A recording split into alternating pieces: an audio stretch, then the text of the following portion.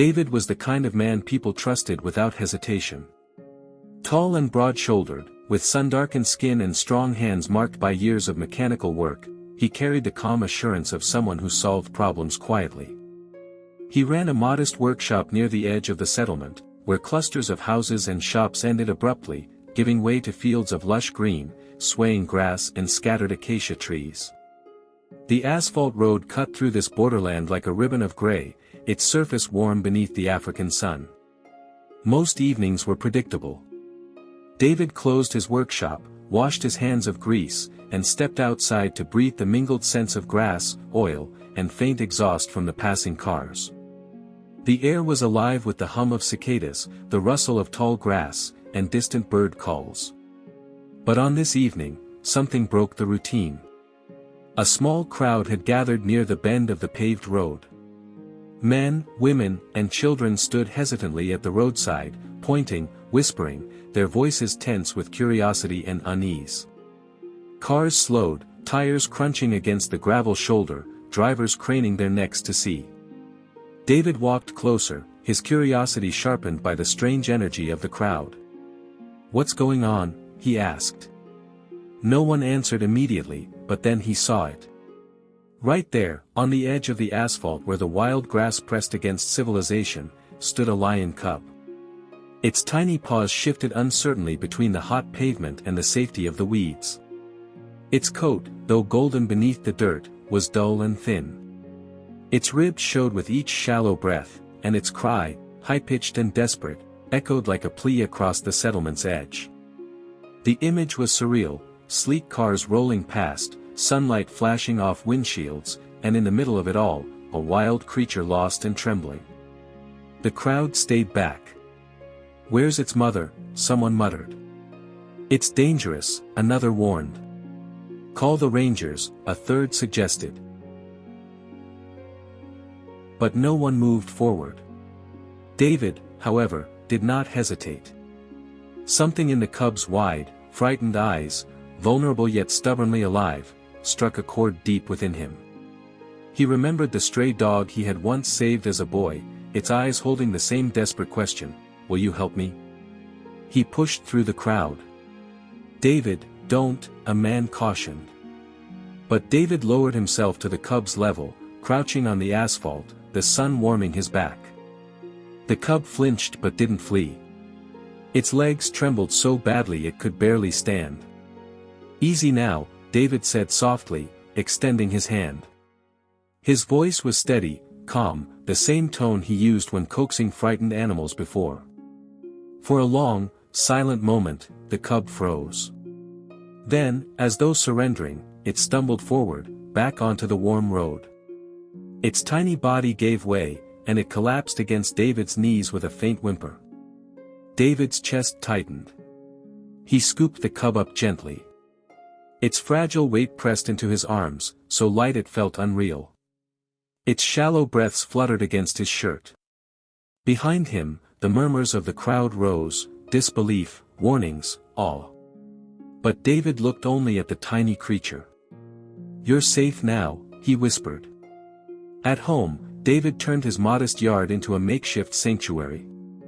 The cub lay curled on an old blanket near a patch of tall, green grass.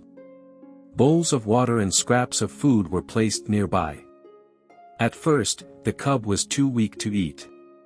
But when David moistened his fingers and touched water to its mouth, it began to lap slowly. Days stretched into weeks. David balanced repairing cars at the workshop with caring for his unlikely companion. Each morning, he offered careful feedings, and each evening he watched as the cub explored the grass, stumbling on clumsy paws but growing bolder with each step. The frightened creature transformed. It began pouncing on leaves, chasing insects, wrestling with tufts of grass as if they were prey. Its eyes, once dull, now gleamed with youthful mischief. Its mewls grew louder, confident, demanding attention. Yet even in those moments of joy, David felt a tug of worry. The cub was growing. And lions were not meant for backyards.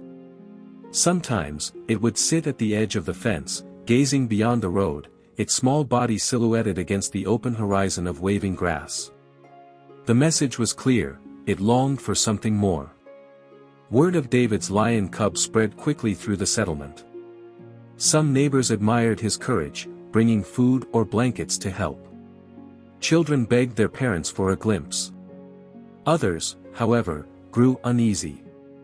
"What happens when it grows teeth and strength?" they whispered. Eventually, rangers came. Their khaki uniforms and serious expressions silenced the street as they walked through. Elias, the eldest among them, spoke with quiet authority. "You've done more for this animal than anyone else could have," he said, watching the cub tug at David's shoelaces. "But it can't stay here. It needs to learn the wild again." David had known this day would come, but hearing it aloud pierced him. He looked down at the cub pressed against his leg, trusting him without question. Letting go felt unbearable. Still, he nodded. The farewell came sooner than expected. The rangers returned with a transport crate and parked their vehicle right along the same asphalt road where David had first found the cub. The smooth pavement shimmered in the sun, framed by wild green grass bending in the wind. David carried the cub one last time. It was heavier now, its muscles firmer, paws pressing insistently against his chest. "You're ready," David murmured. His voice cracked, his throat tight. The rangers promised updates, news from the rehabilitation center, and later, when the cub was strong enough, its release into the wild. As the vehicle drove away, its tires humming against the asphalt, David stood alone at the roadside. The scent of warm grass mingled with the faint echo of the cub's final mewl. His arms felt painfully empty, yet his heart brimmed with pride. He had given the cub a second chance. And somewhere beyond the paved road, where tall grass swayed and wild voices ruled, a lion's roar would one day echo, the voice of a king who had once been found trembling by the edge of an asphalt road, and carried to safety in human arms. David smiled faintly, remembering the exact look in those eyes when trust first replaced fear. That memory, etched deep into his soul, was proof enough that their bond would never truly vanish. Even years later, he knew he would never forget the warmth of the small body against his chest or the unspoken promise they had shared in that fleeting, extraordinary moment. Thank you for watching the video. If you enjoyed it, please like and subscribe to support the channel. See you in the next episodes.